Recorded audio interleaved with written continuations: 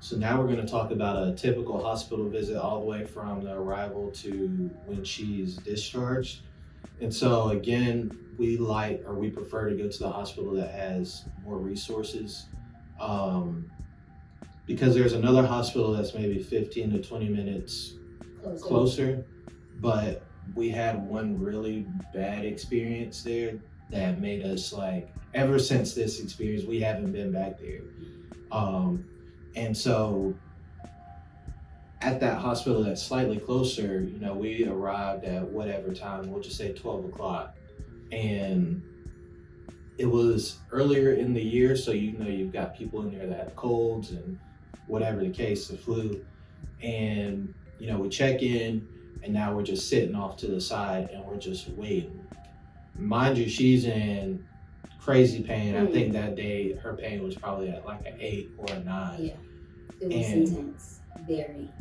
And so typically, like, she'll get called back within 15 to 30 minutes, I would say. And after that 30 to 45 minute mark, we're sitting here like, and I'm like, because I'm sitting here, because what's hard for the caregiver is that we want to help, but there's literally nothing that you can do. You've gotten me to the point that I need to be at. So he's done his job. He's done what he was supposed to do. Now it's up to the medical professionals to take over. Right. And I mean, I could massage her, but sometimes those body parts and limbs are so sensitive that you don't want to make it worse. So you're kind of just sitting there hoping that they can get her back and get her fluids, because like she said, she's typically dehydrated. So that might mean that she just needs fluids, like IV. And so, at this point it's gotten to like an hour 15. I go over to the lady at the podium that checked us in, and I was like, hey, we've been here for like an hour 15, when is she gonna get to go back? And instead of just giving me a regular response, she kind of approached it with an attitude. And some of y'all know me, but like I rarely, approach anybody with an attitude at all. And it's weird because like at the hospital, you gotta kind of treat it as if you're at a restaurant. Like, you're not gonna be rude to a waiter because you don't know what they're gonna do to your food in the back. Same thing in this situation. Like, I don't want to be rude because there's times where I'm not able to go back there with her, so I don't know what they're doing. You know what I mean? And so, I'm like, yeah, we've been here for an hour 15. Like, and the lady's like, y'all haven't been here for an hour 15. I'm like, it's like, yes, we have. She's like, well, what's the patient's name? And she looked her up and was like, okay, yeah, y'all have been here for about an hour 15. I'm like, exactly, man. I'm like, why would I lie about something that you can easily just look up right there? And mind you, so like, she's like, I think she's like 5th.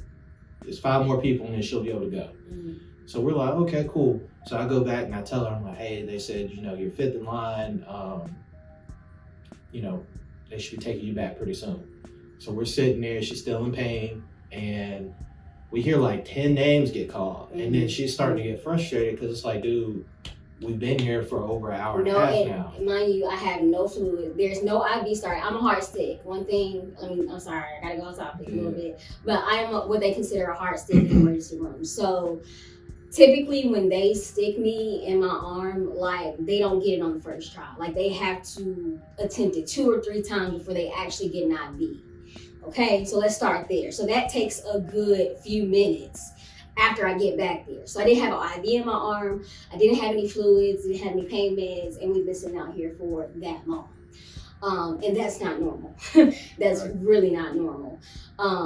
So she's in a lot of pain, and we've heard 10 names get called. So I walk back up there. I'm like, can y'all like give her something, like an IV, whatever.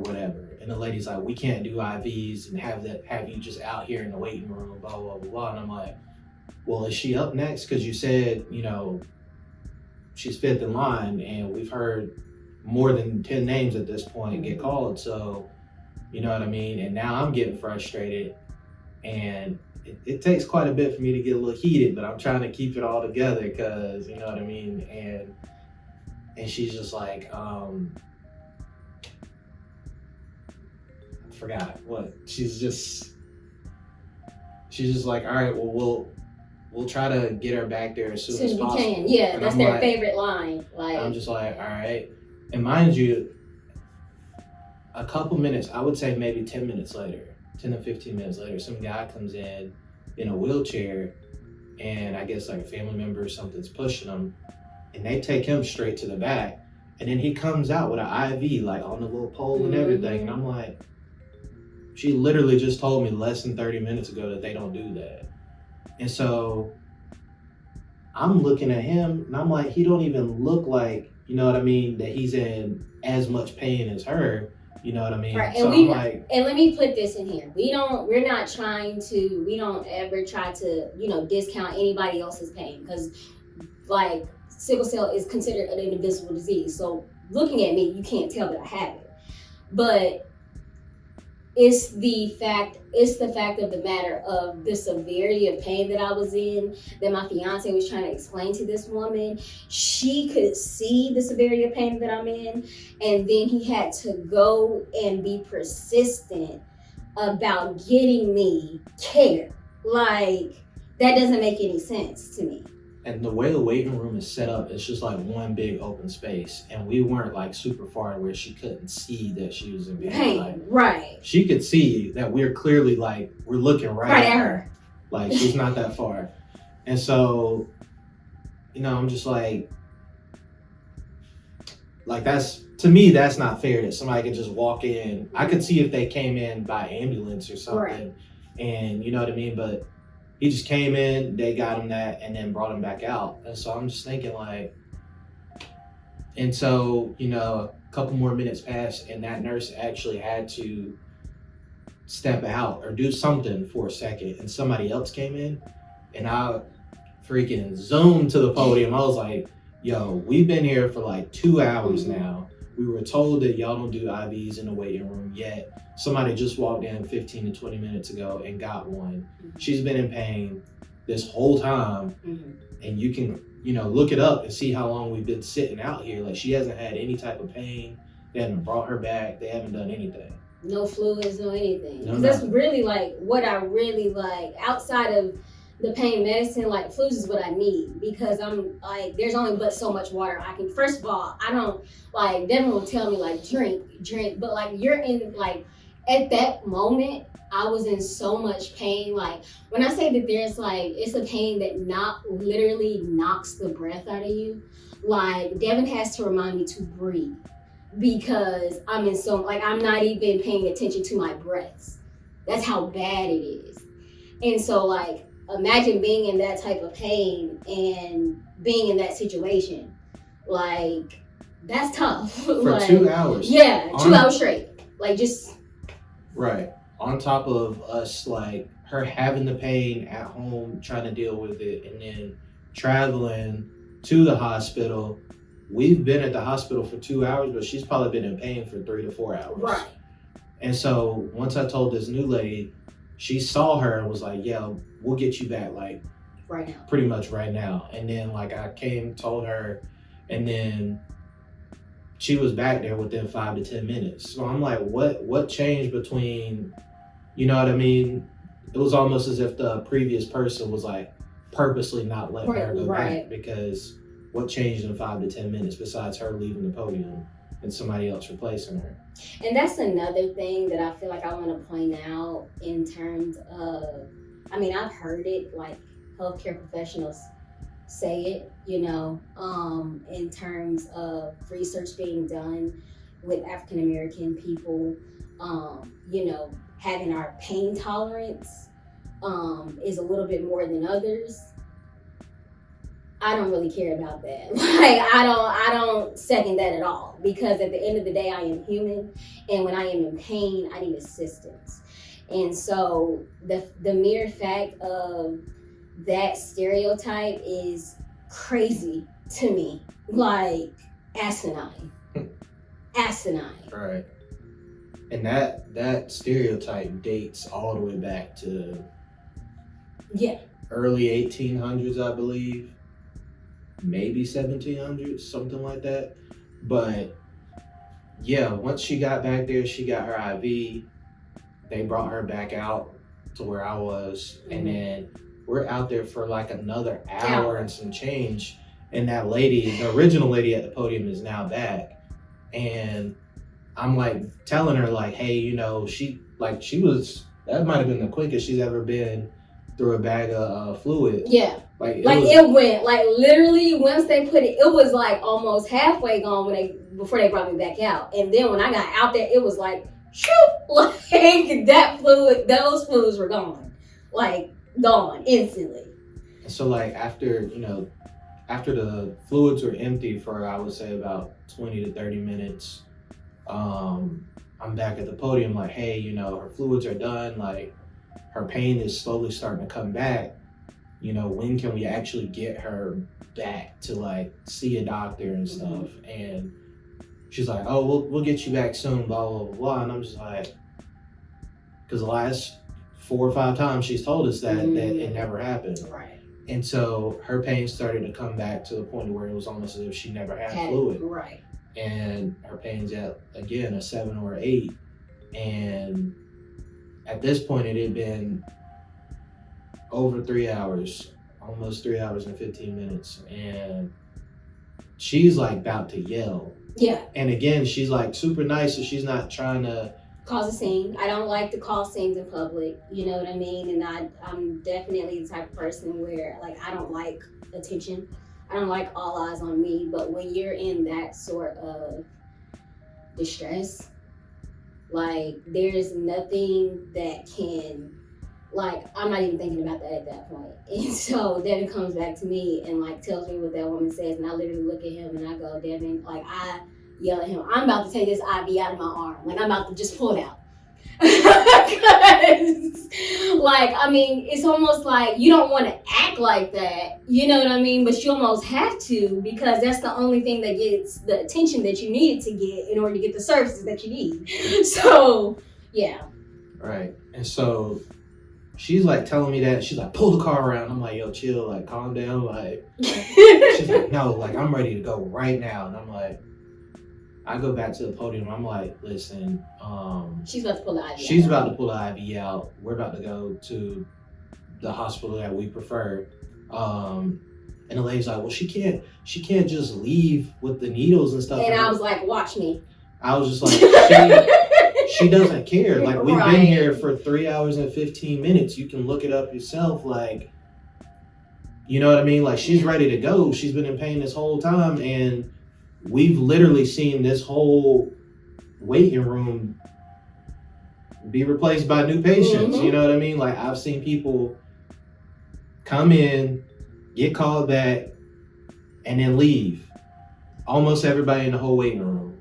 And so I was just like, she's ready to go. Like, if y'all can't do anything like very soon, I'm gonna have to pull the car around because we can't be waiting all day. Right. And I would say maybe 5 to 10 minutes later, they finally got her back, and they were able to take care of her. Yeah. And so, I'm sorry, go ahead. Like the fact that I even had to act like that though is like baffling to me, because I'm just like, that's not the person that I am. But when you're in desperate, dire situations, you know, you go into survival mode. And so that's all I knew what to do. Like, I'm in survival, like I'm about to just snatch it out, like needle and all. It's about to just come out and I'm about to go somewhere else. Like, because then that's the other thing. It's like there's that stereotype of, oh, there's crazy people down there, but it's like some of those people might be acting like that because they're not receiving the level of care that they need. Right. And so with that all being said, like now we drive an additional 15 to 20 minutes to get to the hospital that we previously mentioned that has the resources, where I don't think she's had to wait more than 30 minutes.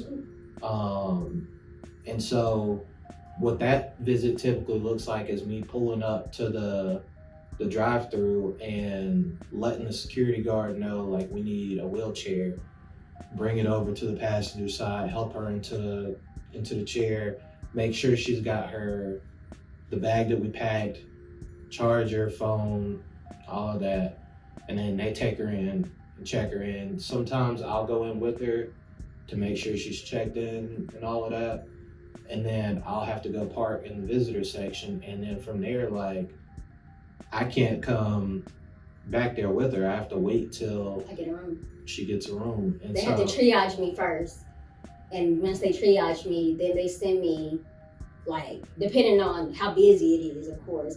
Once they give me triage, then they'll get me to a room, but that could be, a while. It just depends on how much, traffic is in the hospital at the time. Right. And so typically, like, they'll give you a little slip of paper and say, like, call this number and we'll let you know if that patient has received a room. And if they have, then you can come back in, we'll give you a name tag, and then you can go visit her. And so there's been times where I've, had to wait 30 minutes, and then there's times where it takes, 2 hours sometimes. And depending on if it's at night or not, if it's at night, I'll just take a nap and then let her know, like, hey, call me. So, that'll wake me up. And if it's during the day, I might, call family and let them know what's going on. Sometimes still even take a nap, just depending on, how I'm feeling. Because it's just a lot that goes on all the way up until that point. So, yeah, so as far as the hospital visits, like, what does a typical, like, hospital visit look like for you? Like, what's the longest you've been in the hospital, and then what's the shortest amount of time you've spent in the hospital? So I'm gonna answer your first question now. Okay. So a typical hospital visit is, of course, what he explained, the travel, getting there, them getting me back. Now, once they get me into a room, they'll take the blood, so first they're trying to figure out exactly where my hemoglobin is at, in order to see if I would need a transfusion at that very moment. And so they'll take my blood, and then they'll go ahead and give me pain meds. So, of course, the pain can come down, so I can actually get my thoughts together. And so about 5 to 10, like, I'm waiting on a physician to come in to speak with me and ask me, the questions that they ask, in terms of how long have you been in pain, you know what I mean? Have you had any not COVID symptoms now, with all that going on, and things like that. And then once they do that, they'll make sure that they'll ask me if I'm pregnant. I'll say no. They'll give me a urine sample. I'll, do that after I get, of course, my pain meds and stuff. And depending on the severity of the crisis, they'll give me 3 doses of, like, pain meds. And so the first dose, of course, is to just get my pain under control. The second dose, they'll come back and ask me, like, minutes later, depending on if it's kicking back, like, is it kicking back up, like, communicating with me, and asking me, like, do you need another dose, or this, that, and the third. And so if I feel like I need another dose, I'll let them know, like, yes, I need another dose because the pain is coming back. They try not to give me a third one, and if they do give me a third one, then at that point, that means that I'm getting admitted, because the pain medicine that they've already given me is it's bringing the pain down, but it's not bringing it down to the point where I feel like I can actually go get out of the hospital without it, if that makes sense. And so, at that point, if I'm on 3, they're like, okay, yeah, they'll ask me, they'll ask me, how are you feeling? Do you feel like you can go ahead, like, have me release you and you'll be fine, or do you feel like you need to stay? And trying to make that decision is harder than people may think, because it's one of those things where, I'm a normal person like everybody else. I have to pay bills. You know what I mean? Bills don't stop coming in. That's a reality that everybody knows about. Everybody that's an adult knows about. And so trying to make that decision of, okay, if I do stay, so here's how it works in terms of, can I go into it just a little bit? Yeah. So when I'm in the hospital, I have what they call FMLA. That's the Family Medical Leave Act. What that does is that protects my job security. So with me going to the hospital frequently, my job will be protected. But in the sense of that just protects my job. Like that's it, But in terms of the actual pay itself, once I'm out of work for a week, like I have to use PTO. And so at that, depending on if it's in the beginning of the year, of course I have it to use because everybody's PTO starts up in the beginning of the year. But if it's towards the end of the year, I don't have PTO to use because I've used it, for appointments and whatever else that I need. And so I recently actually had the situation where I was in the hospital and I had to make that decision of, okay, if I feel like I need to be admitted, however, I do have bills to pay and I don't have any PTO left. And so therefore, I can't stay in the hospital. I have to go home and self-medicate until I feel better. And that is one of the things I feel like people don't really understand. It's one of those very tough decisions that you have to really think about. And it's like, it shouldn't have to be that way, but it is. So if you don't have PTO left, like you're kind of out there with no money coming in until you actually, are able to meet that mark of short-term disability. And then who's to say that I will actually be in the hospital that long to be able to meet that mark, to be able to receive funds for short-term disability. So it's really tough. I'm gonna be honest, like trying to make that decision. I decided at that point that I needed to go home because I gotta go to work. So yeah. And not to mention, like, she had some important meetings that she didn't want to miss. Right. Because that's people coordinating their schedules to make sure that, they can have their meeting and whatnot. So she was like, I know that meeting's not until the end of the week. And this was all happening on a Sunday. Yeah. So it was kind of like, a lot of her hospital visits will be anywhere from like 3 or 4 hours to 14 days long. Mm-hmm. So, and we never really know like how long she's gonna be in there. So she didn't want to run the risk of missing that important meeting because just like everybody else, she's trying to progress in her career. Right. And so, these are all, just things that she's got to keep in mind whenever she's making those decisions. Yeah. Not to mention, like we mentioned earlier that, we're engaged. So like we're trying to pay for a wedding. Right. So we've got a lot of... Life is happening. Yeah. It's still happening. And I don't never want to feel like I'm, stopping, things.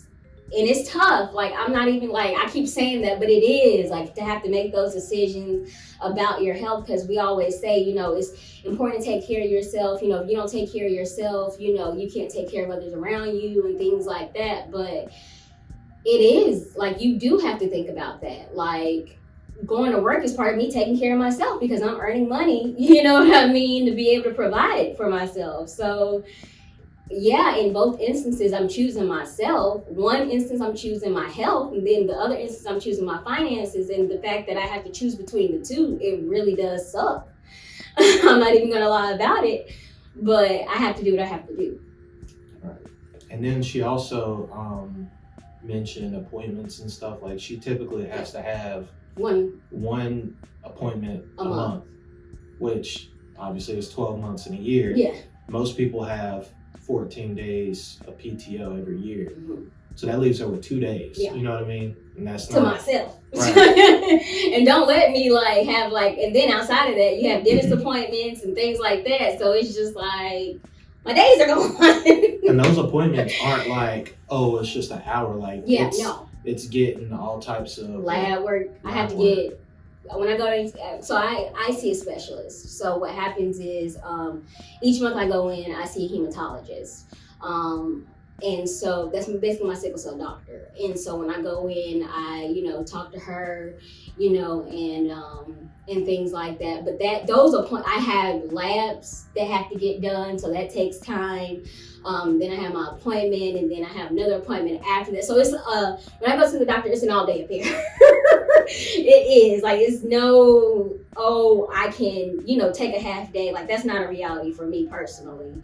If I have a doctor's appointment, I'm taking off the whole day, because I just never know, and I don't want to feel like mentally I'm trying to like pay attention to what my doctor's saying, but then I'm thinking about getting back to work and clocking back in. So it's just like, no, I need that whole entire day so I don't have to feel rushed to get things done. And on top of that, sometimes after all of that, she'll have like a therapy session. Yeah. Depending on, Yeah, that's my second one. Yeah.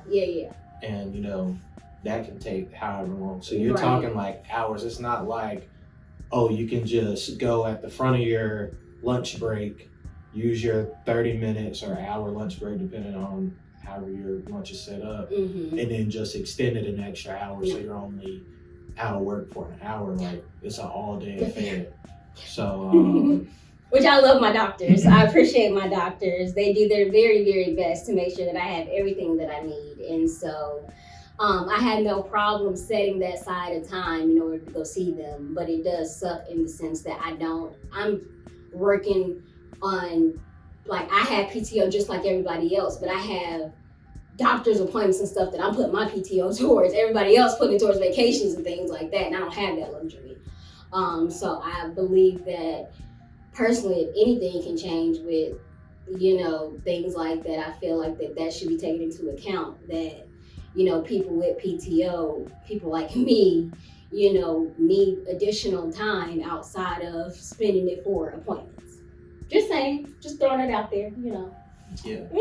It should be kind of specialized to sick leave, or like doctor, like things like that. Like, I just feel like it's necessary. It's very necessary. Because not to mention, like, what can trigger sickle cell pain. Yeah. Which we probably should have got into a while ago. But something as simple as like a change in weather can lead to crisis. A crisis. Yeah. Change in weather, high altitudes, dehydration, stress. Stress is the main one. And stress, it's crazy because Devin, there was one day we were just sitting on the couch talking about it, and he was like, anytime you get stressed out, I'll wait 5 days after that point, because I literally hold my breath for those days, because I feel like a crisis is going to be coming on. And he's right. He's right. I can't lie. Like, anytime I get too stressed out, like, my body goes into that's like an instant trigger. Like, so people that have the luxury, and don't get me wrong, there's good stress and there's bad stress, but for me personally, like, I can't, like, everybody else can afford to stress out. Like, people with sickle cell, we cannot afford to stress. Like, that's just not one of the great things about we just can't. Like, we can't be under too much, because it will literally, like, our bodies will do what it does, and we'll go into crises, and we'll be like, oh, I'm out, I'm down for the count. So yeah. And so feeding off of that, with her not having PTO and stuff, and then also, like, once she goes past those, past that PTO and she's not getting paid anymore, like, she not only doesn't have the PTO to go on vacation, but she also doesn't have even the money to go on vacation. And it's like somebody that's supposed to not have a lot of stress and needs time to unwind and relax. Yes. She can't do that because she just doesn't have the PTO nor the funds to do that. So it's just a consistent cycle of going to work, and then at some point ending up in the hospital, and then back to work. Yeah. You know what I mean? The entire month of May of was This year, 2023. Yes, the entire month of May, I went in the beginning of May. I was in there End for of April, beginning of May, because we got engaged on April 29th. And crazy story, right after I got engaged, actually before I got engaged, it was the day that I was going to get engaged. Had no idea. This guy did pull it off amazingly. That's a different story for a different day. Pull it off amazingly. But I was having a crisis that day, that very day. And I had got dressed up and dolled up and everything. I was thinking that he had told me that I was going to like brunch with some friends or something like that. And come to find out, like I was just in pain. Like it was just like, and you know, the devil would just be trying to do what he do, just dip his little toe and stuff. That's why I'm blessed and highly favored. But I was in pain that day, and after I literally got engaged, what was it, 30 an hour maybe? We took pictures with the family. We got engaged. We took pictures with the family and friends. Right. Yeah, and then because it was at a restaurant, so after everybody left, we kind of stayed back with a few family members, and then once we left and went to my mom's house, so I would say 30 minutes after being at the house, her pain kicked back in, and it was like debilitating. Like I was not walking. I wasn't like, it was like I was in the ball. Like, and that was the first time my mom and stepdad had ever seen me in a crisis. So. I mean, like when I say like a day of like, oh my gosh, like it was a lot. Like it was the happiest day of my life. And then I felt bad, and he tells me not to feel guilty about it, but I do. About the fact that like on the very day that we got engaged was the day I had to be rushed to the hospital.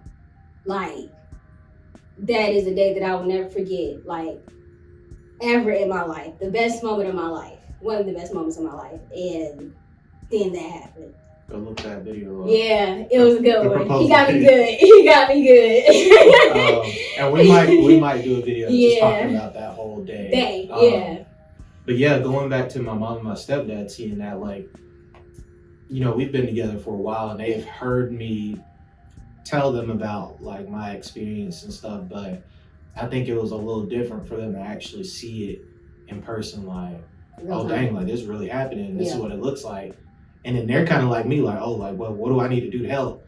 And so, you know, they helped me carry her because she couldn't really walk, and my mom opened the door up so we could just, you know, because sometimes like if it's just us, and like I have to let her down for a second and then pick her back up and help her into the car. So this is one day, like one time we were leaving from the house, and I was in a crisis, and like he got me to the car, and like remember I had to stand there, like I was like I couldn't move, like I was like, babe, we just gotta stay in here, like we just gotta stay in here because I can't even move, like I can't even sit down, like it hurt. That pain was like, it hurt so bad. Like I was just like, Jesus, please, like Jesus, please, like. And he's heard me say like some of the bad things. Like I said some like the worst things when I'm in a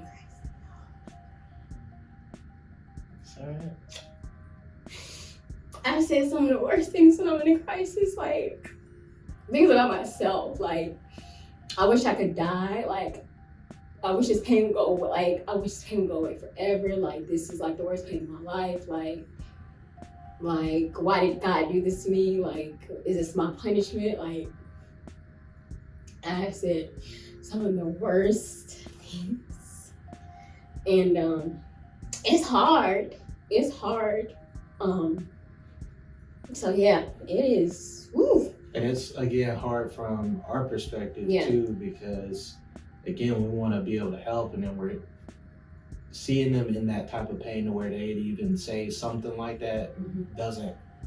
It makes you feel helpless. Like I can't do anything at the moment besides, and that's why I'm so locked in whenever it's time to get her to the hospital. And it's almost like in my mind mentally, like some Mission Impossible music is playing until I get her to the hospital. Yeah. But yeah, that whole process is something, and I think we kind of wanted to touch on what the what it's like in the hospital. Yeah. So like what I know she's mentioned like her days will run into each other. So like again, depending on what day of the week it is, like if I take her on the weekend, I come back to work for like a couple days and then I'll come back on Wednesday. Yeah. And then visit. Because again, we live like an hour and a half away. Mm-hmm. So like I'll get off work, go straight there, and then come back late that night, go to work the next 2 days, and then come back for the weekend. And I might come back on Friday and she'll be like, what are you doing? Like, because I get off early on Friday. Mm-hmm. She'll be like, what are you doing? Like, why aren't you at work? It's Wednesday. I'm like, nah, it's just Friday, and I've got my clothes and stuff. So like, we chilling for the weekend. Yeah, no, because those days, like truly, like when I'm in the hospital bed, like those days run in so close together, like it just seems like one long drawn out. Like in the beginning stages, we're just trying to get the pain under control. So like the first 2, 3, maybe 4 days, like it's strictly like just trying to get the pain down. Like it just creeps up and you're just trying to get it down. You're trying to drink water, you're calling your nurse every few minutes. And I'm that type of person, like I'm the hospital person that like I don't like to call my nurse for nothing. Like I don't. That would be like there was So there was one time I came and she was like, I gotta use the bathroom. I said, okay, go ahead and call your nurse. She's like, oh no, I got it. I'm like, you connected to so much stuff right now, you don't got it. Like, because typically, like, if it's something that I can do to help her get to the bathroom, I'll do it. But there were so many cords and all types of monitors all attached to her. Yeah. I was just like, dude, no. Like you're not gonna make. Like, just call the nurse. I was like, I got it. Y'all, I got up out of that bed and that IV. Not even a minute later. IV came out, blood all on the floor. I'm like, so now the 2 minutes it would have took for a nurse to help her to the bathroom is now spent. She's spending 15 minutes cleaning up and put an IV back. Put another IV in my arm. And she mentioned she's a hard stick, so like. He was so upset with me. He was like so through. He was so through. I was like, I'm sorry, baby. Hard-headed. But yeah, I try to visit as much as possible. Yeah. Especially if it's the weekend, like I'm up there every day. Yeah. Yeah. Like this past year on our anniversary, we were not like. Our anniversary is May 4th. I was in the hospital, so we couldn't celebrate our anniversary. And I felt so bad, y'all, because this man walked in the room with flowers. And I was like, oh, those are cute. Thank you, babe. And he was like, you don't even, I was like, but it's just because the days running so close to, like, it's like one long day. So I literally forget about all holidays and things like that, like anniversaries, birthday, like, because I'm just ready to get out. Like, mentally, I'm so tired. Like, I'm ready to get out of bed. I'm ready to, like, take a real shower because I'm dirty. Like, I feel like sometimes I stink when I don't. But, like, I do. Like, it just becomes a long, drawn out day. Like, that's what it feels like. So, yeah, it's tough. And you never get, like, consistent sleep. So, like... When I was in grad school, like I would spend the night sometimes, and like I might go to sleep in a little chair that's in the corner, and nurses are, which they're supposed to, but they're in and out the room like all hours of the night, every other hour almost, because they're trying to check vitals, make sure my vitals are good. If I remember one time one of my little patches for my heart monitor came off, and the lady, she walked in, there was like 3 nurses at my door, and it was like 2:00 in the morning, and I was like, what's going on? She was like, your heart monitor, your thing, it stopped. And so we got scared, so we all came to your room.